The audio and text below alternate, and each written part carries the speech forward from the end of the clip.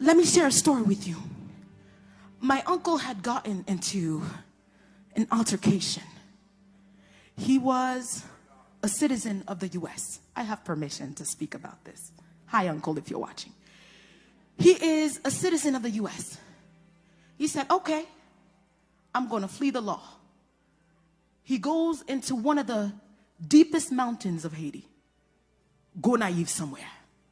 Okay? And he goes there. He's repented. He's come to the Lord now, so don't worry. He goes into the deepest place in Gonaive, thinking that they're not going to find him.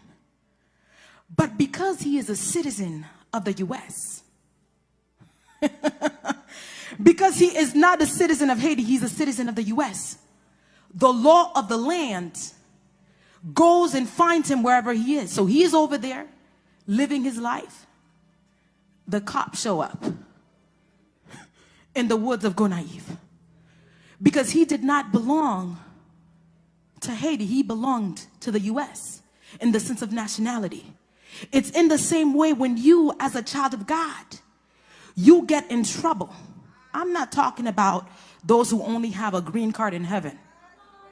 I'm not talking about those who only have a visa, a 2-month visa in heaven. One day you're in the church. The next day, Dr. Phil's looking for you, calling you. The deacons are calling you. You ain't nowhere to be found. I'm talking about those who hold true citizenship. Those whose nationality is Christendom.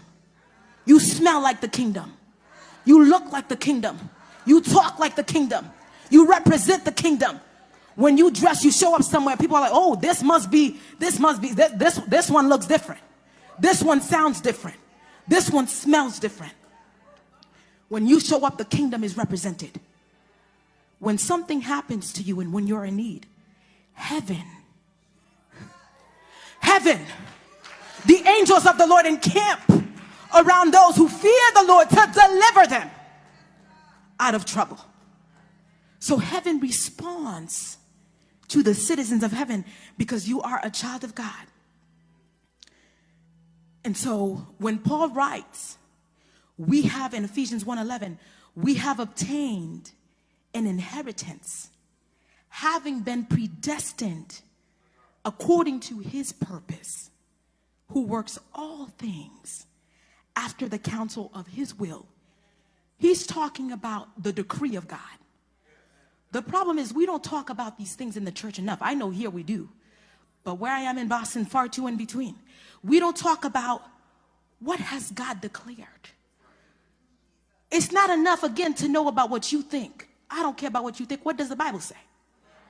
What has God decreed about his word over your life?